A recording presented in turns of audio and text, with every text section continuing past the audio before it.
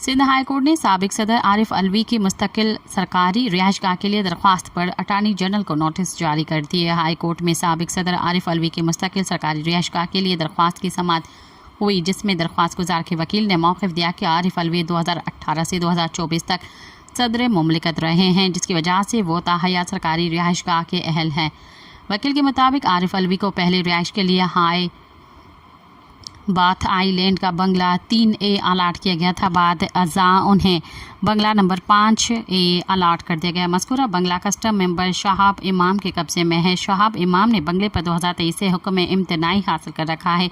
साबिक सदर के साथ वफाकी हुकूमत का ये रवैया मुनासिब नहीं। साबिक सदर की मज़कूरा बंगले की मौजूदा हैसियत का पहले नहीं बताया गया। वफाकी हुकूमत को मज़कूरा बंगला तौर रिहाइश साबिक सदर को देने का हुक्म दिया जाए। बाद अज़ा अदालत ने आइंदा समाअत पर पैरावाइज जवाब जमा कराने का हुक्म दे दिया। सब्सक्राइब कयो अवामी न्यूज़ HD खे ऐं ताज़ा तरीन ख़बरुनि लाइ ॾिसंदा रहो अवामी न्यूज़ HD।